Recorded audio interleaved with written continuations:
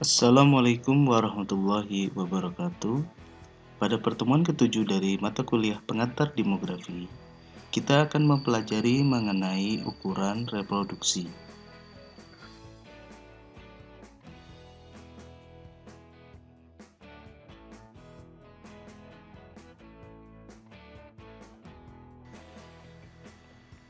Dua, faktor-faktor yang mempengaruhi tingkat fertilitas.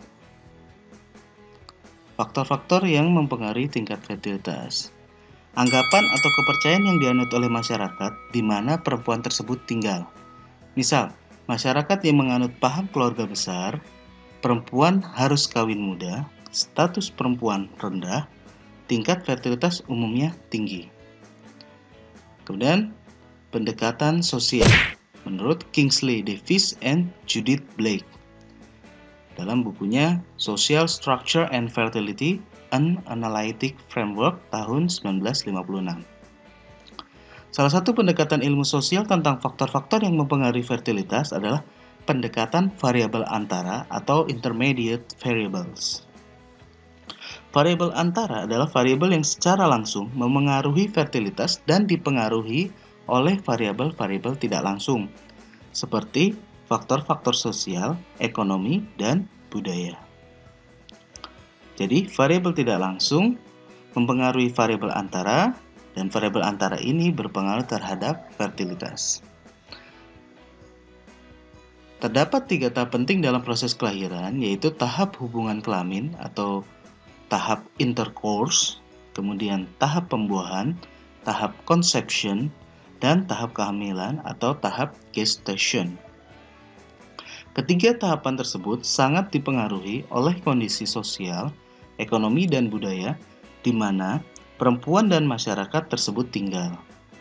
Ketiga tahapan itu disebut sebagai variabel antara.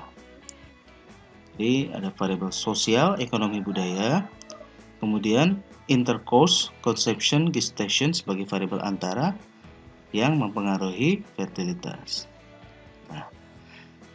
Davis and Blake membaginya menjadi 11 variabel antara yang mempengaruhi fertilitas yang dikelompokkan menjadi 3 tahap reproduksi.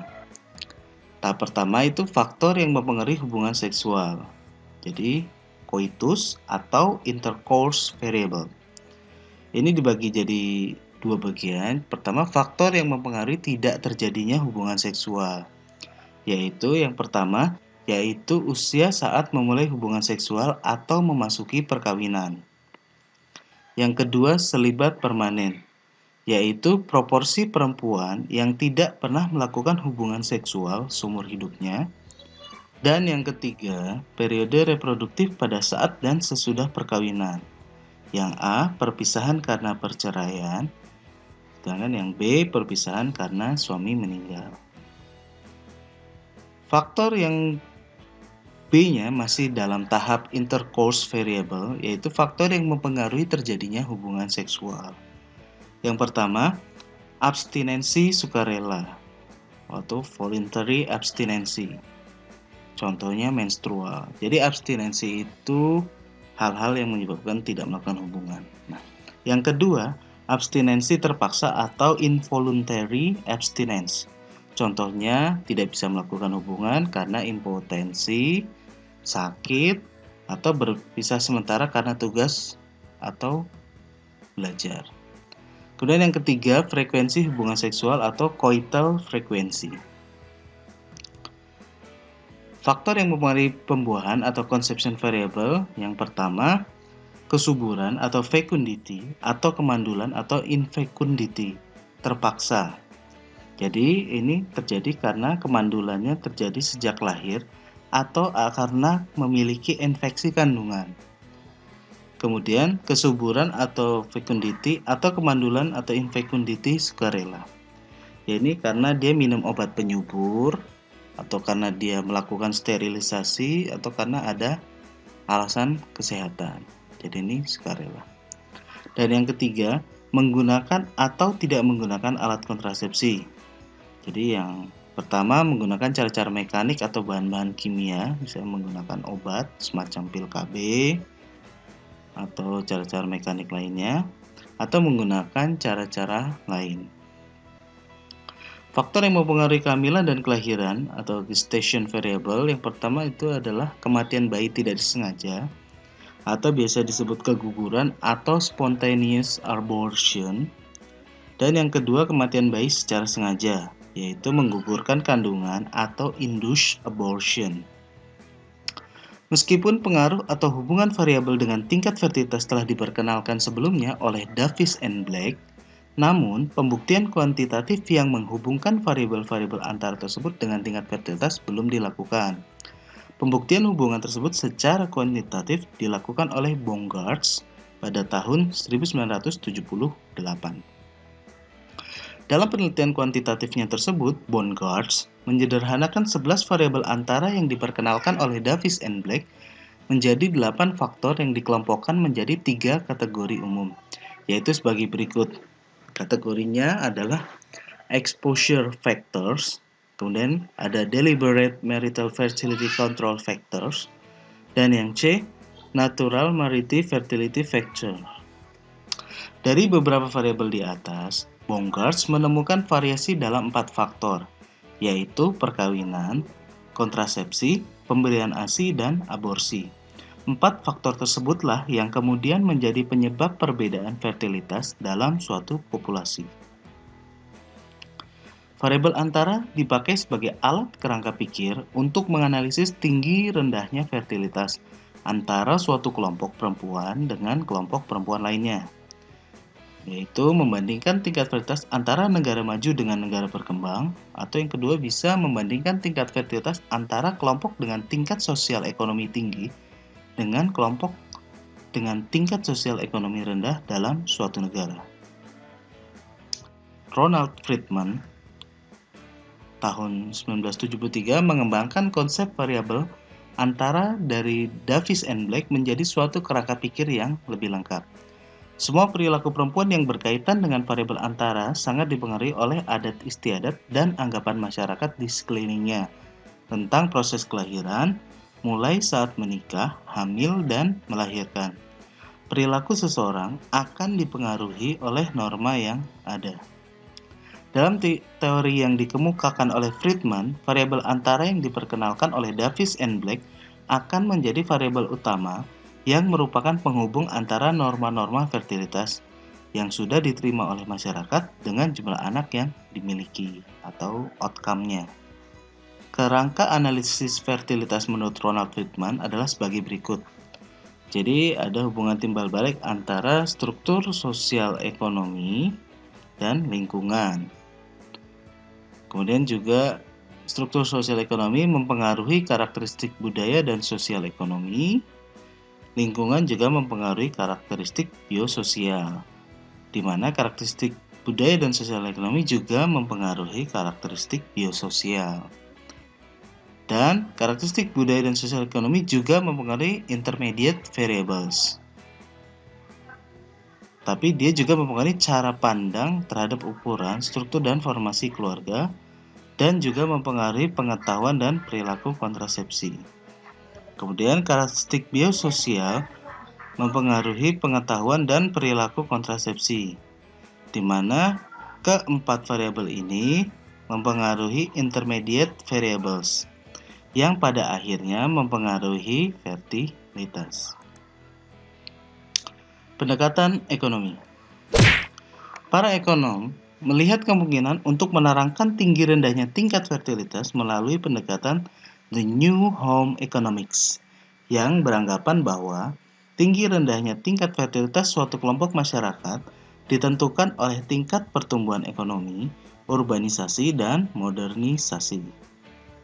Para ekonom demografer mengetengahkan pemikiran bahwa tingkat fertilitas ditentukan pada tingkat yang paling dasar, yakni keputusan pasangan suami istri dalam hal jumlah anak. Mereka percaya bahwa teori ekonomi mikro dapat menerangkan keputusan suami istri untuk mempunyai anak atau menambah jumlah anak dengan pertimbangan kondisi ekonomi pasangan tersebut. Menurut Harvey Lebenstein, mempunyai anak dapat dilihat dari dua segi ekonomi, yaitu utility-nya atau kegunaan dan biaya atau cost.